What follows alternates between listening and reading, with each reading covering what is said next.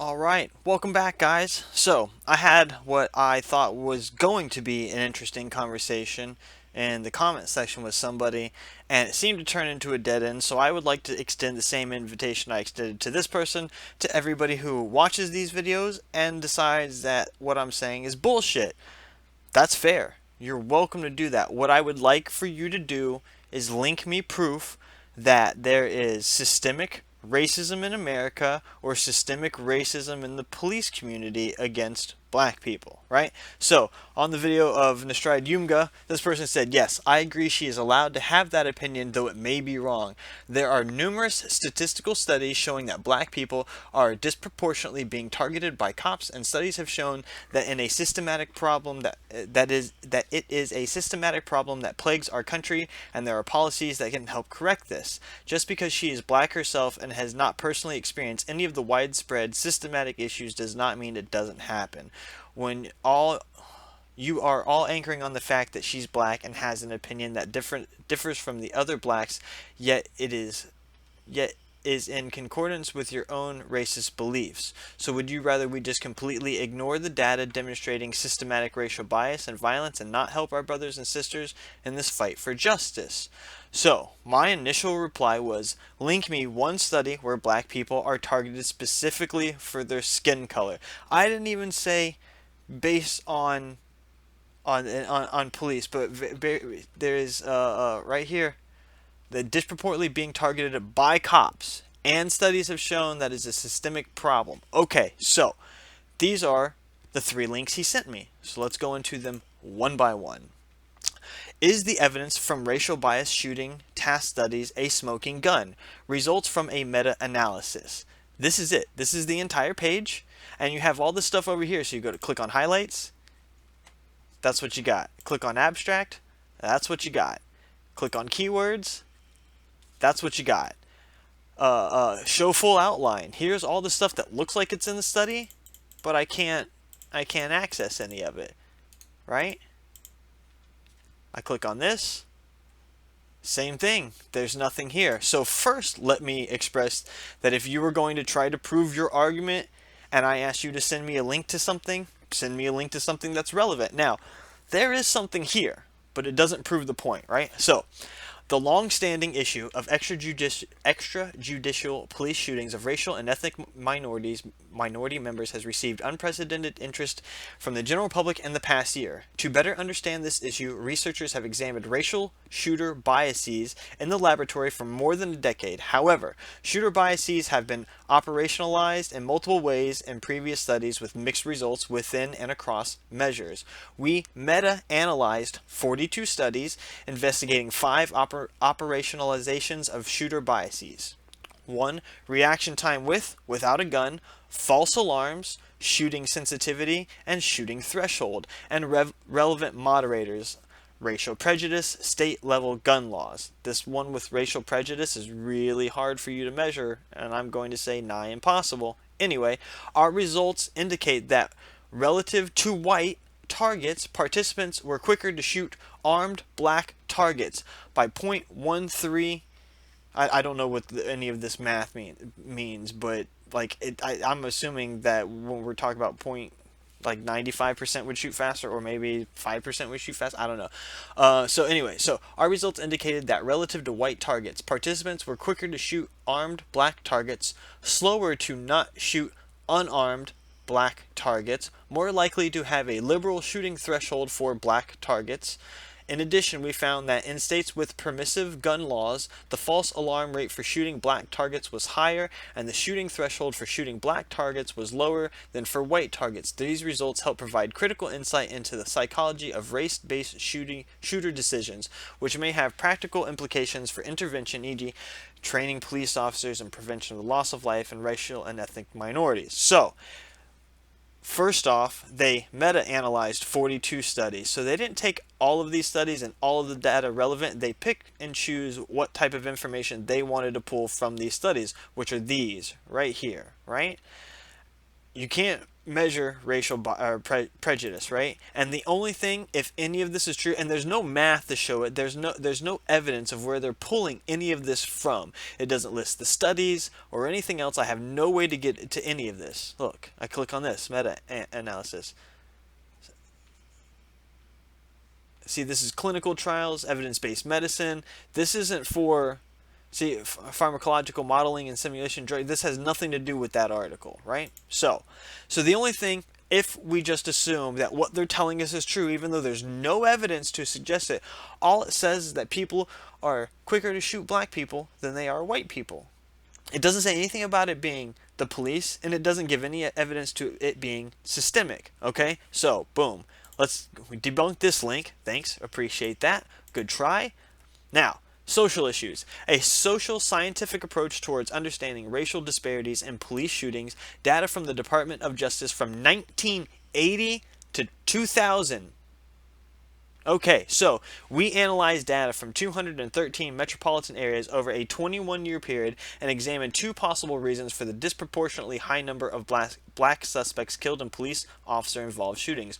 One account suggests that shootings reflect racial bias on the part of police. A second account suggests that black suspects behave differently, perhaps more aggressively than white suspects, and that police respond to suspects' behavior but not race. Our analysis statistically controls for racial differences in criminal activity, a proxy for behavior, and provides a statistical test of the effect on race on police shootings. Results suggest that officers are more likely to shoot black suspects even when race-based differences in crime are held constant. So, without even reading any further into this, the first paragraph of this article says maybe it's race, but it could be how they act. You know? So, in the United States, black people make up approximately 15% of the population, but constitute roughly 40% of suspects who are shot and killed by police officers. Data from the U.S. Department of Justice from 2001 indicate that per capita, police are approximately 5 times more likely to shoot a black suspect than a white suspect. This massive discrepancy has been documented using a variety of methodologies and across a variety of locations, ranging from a number of specific cities in the United States as a whole. And here's some references. Overall, the data consistently shows that a police officer's use of force, both lethal and non-lethal, differs as a function of suspect race, such as that black suspects receive harsher treatment than white suspects. This second paragraph says that there's 15% of the population causing 40%, or is involved in 40% of the things of officer-involved shootings where people are being killed. Does that not, instead of it being a racial bias, does it not mean that because you guys have such a smaller population that when more of your population does things, it affects the statistic and it makes it look larger than it really is in comparison? Because if you jack up the numbers to where your population equaled the whites, it's going to be much higher than what whites do for who are shot. You know, basically the second paragraph is saying that black people commit more crimes and thus are more likely to be shot because you have a higher chance of running into the cops. So, potential causes, underlying discrepant use of force, and you can read through all this, right? Evidence for racially biased policing, evidence for differential criminal activity, the current research, on and on and on, method, and blah blah blah. So I went through this, and it's basically arguing both sides, and most of the data is going to, at least for me, leans towards the other one because they can't prove any of these things. More importantly, you're sending me this link. It's 20 years old. The data is 20 years old. Okay, I would like it if you're going to send me the links to some studies about systemic racism, I would like it to be from 2010 or earlier, you know, or later, right? Let's get something that's somewhat recent, especially when in the first two paragraphs, the link you've sent me completely disagrees with your argument. Okay, so that's the second, and then here's the third. Now this one was an interesting one. The relationship between structural racism and black-white disparities in fatal police shootings at the state level. Abstract. The objective of this study was to discern the relationship between state-level structural racism and black and white disparities in police shootings of victims not known to be armed. Here's how they did it. Using a Poisson regression Poison. I don't know if I'm pronouncing that right. We evaluated the effect of structural racism on differences between states in black and white black-white disparities and fatal shootings involving victims not known to be armed during the period from January 1st of 2013 through January 30th of 2017, recreated a state racism index which was comprised of 5 dimensions, right? So this is what they're using to measure this on top of the Poison regression one. We'll go over that too. Residential segregation and gaps in incarceration rates, educational attainment, economic indicators, and employment status. Results. After controlling for numerous state-level factors and for the underlying rate of fatal shootings of black victims in each state, the state racism index was a significant predicator of the black-white disparity in police shooting rates of victims not known to be armed. Incident rate ratio 1.24, which is 95%. Confidence interval 1.02 to 1.5. For every 10-point increase in the state racism index, the black-white disparity ratio of police shooting rates of people not known to be armed increased by 24%. Conclusion: these findings suggest that structural racism is an important predicator of the black-white disparity in rates of police shootings of unarmed victims across the state. Okay, so they're measuring this off of residential segregation.